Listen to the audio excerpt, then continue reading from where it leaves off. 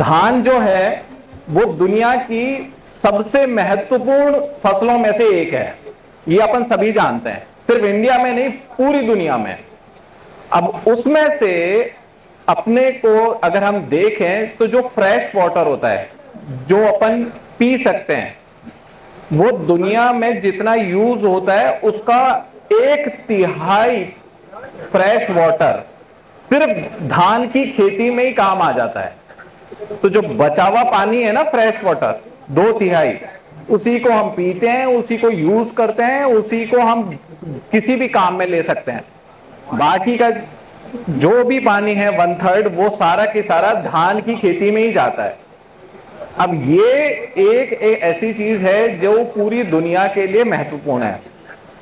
इसी वजह से सभी जगह इसके ऊपर रिसर्च होती रहती है कि कैसे धान में पानी की जरूरत को कम किया जाए, लेबर कॉस्ट को कम किया जाए।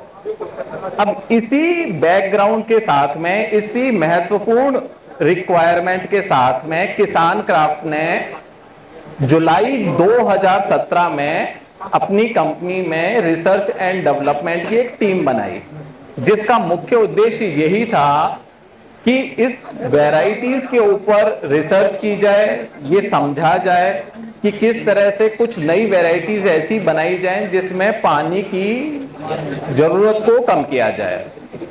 तो इसी के साथ ये वैरायटी आई ड्राई डीएसआर, सूखी सीधी बुवाई पद्धति।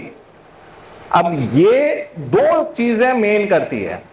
पहला तो ये लेबर कॉस्ट को कम कर देती है, और दूसरा पानी की जरूरत को भी कम कर देती है। अब इसी को अपन एक एक करके समझते चलेंगे। अब क्योंकि हम लोग यही देखते आए हैं कि असल में जो धान की बुवाई होती है उसमें स्टैंडिंग वाटर लगता है, तो हर कोई उसको करता जाता है, जिसको अपन टीपीआर भी बोलते हैं कि अपन ने ट्रांसप्लांट किया एक कीचड़ वाले एरिया में और उसके बाद ही वो उगता है। नाउ ये हर जगह रिसर्च करने के बाद ये समझ में आता है कि पहली चीज तो कि ये जरूरी नहीं है कि आपको स्टैंडिंग वाटर चाहिए ही चाहिए, बिना स्टैंडिंग वाटर के भी धान को उगाया जा सकता है। पहली चीज तो ये। अब इसी के साथ इसके ऊपर बहुत रिसर्च करके वैरायटीज बनी, जो हमने 8 स्टेट्स में अभी डिफरेंट ट्रायल्स हो रहे हैं। अब ये टोटल 15 वैरायटीज हैं किसान क्राफ्ट के पास ऐसी, जो कि सीधी बुवाई पद्धति पे हम उसको उगा सकते हैं। अच्छा, अब इससे फायदा क्या होता है?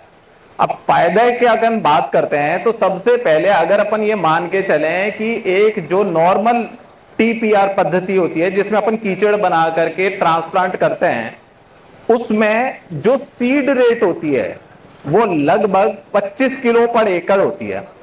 अब ये सीधी बुवाई पद्धति में वो सीधी की सीधी 8 से 10 किलोग्राम पर एकड़ ही रह जाती है। तो यहां पे बहुत बड़ा है इसका पहला तो इंपैक्ट यहीं पे पड़ता है। अब दूसरी चीज आती है कि लेबर कॉस्ट। अब ये कैसे लगाई जाती है? इसके लिए ना तो नर्सरी की जरूरत है, ना ट्रांसप्लांटेशन की जरूरत है, ना कीचड़ की जरूरत है, ना पानी को इकट्ठा करने की जरूरत है।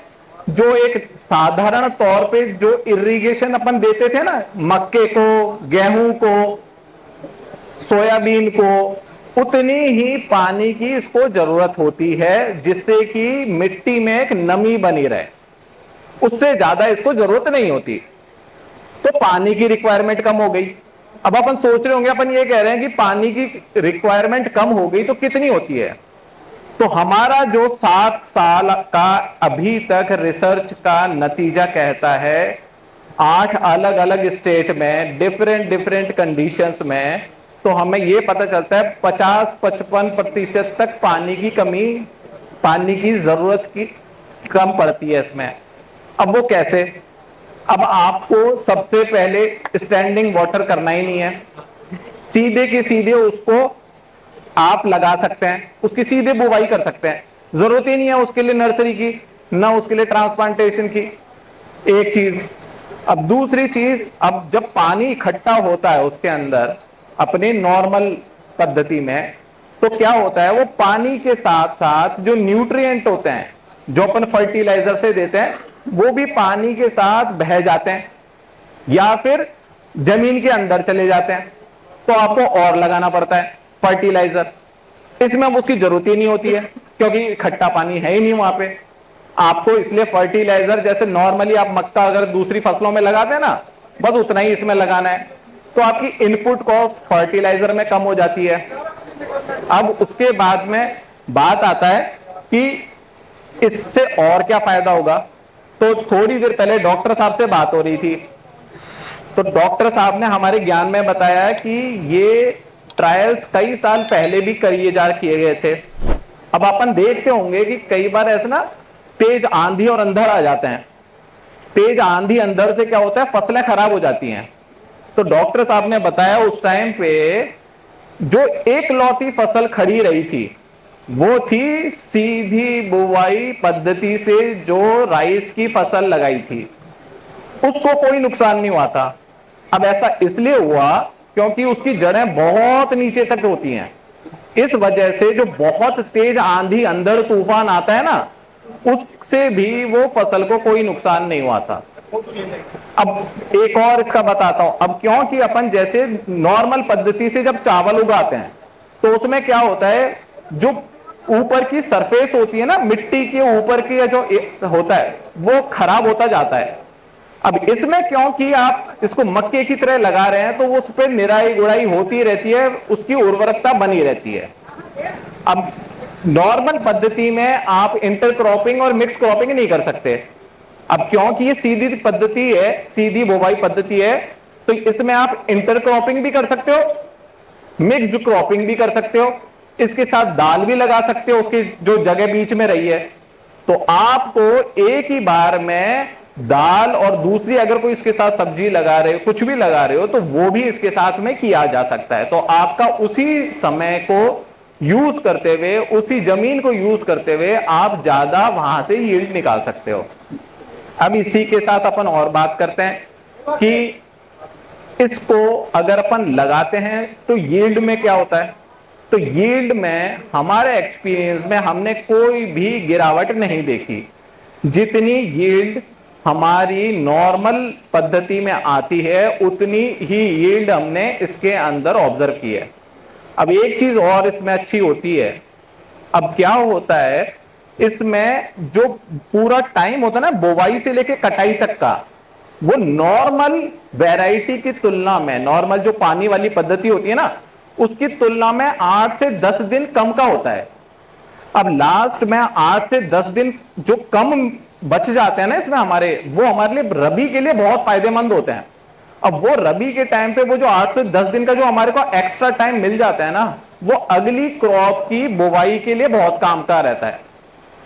इस वजह से ये जो 8 से 10 दिन जो हमारे को फायदा मिलता है, इसको बहुत ही अच्छी तरीके से अगली क्रॉप में देखा जा सकता है।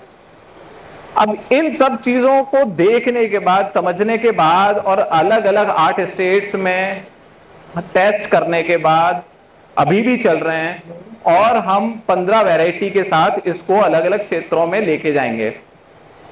अब एक इसमें और ही बहुत ही इंपॉर्टेंट चीज है, हमारे को इसके लिए कई अवार्ड भी मिल चुके हैं। जैसे ब्रिक्स सॉल्यूशन अवार्ड होता है, तो 2020 में जो ग्रीन इकोनॉमी कैटेगरी होती है उसमें हमको इस पद्धति के लिए नंबर 1 विनर का अवार्ड मिला था। We want that award. इस पर्टिकुलर टेक्नोलॉजी के लिए, इस पद्धति के लिए हमारे को ये मिला था। इसी के अलावा FICCI, federation of Indian chamber and commerce of India, उसने हमारे को sustainable use of water in agriculture में हमारे को इसके लिए सर्टिफिकेट ऑफ एप्रिसिएशन दिया था। इसी टेक्नोलॉजी और हमारे दूसरे से संबंधित कामों को द हिंदू न्यूज़पेपर ने पब्लिश भी कर रखा है। तो ये सब चीजें आप सब लोगों के लिए हम यहां पर आए आपके साथ शेयर करने के लिए, बताने के लिए। इसके बारे में और बहुत सारी चीजें हमारी जो साइंटिफिक टीम है जो उसके ऊपर रिसर्च कर रही है 7 साल से, वो आपको और भी बताएगी। इसी के साथ मैं अपनी स्पीच को यहीं विराम देता हूं। आप सभी का यहां पे आने के लिए बहुत बहुत धन्यवाद। हम सभी आपके आने के लिए बहुत आभारी हैं। Thank you so much.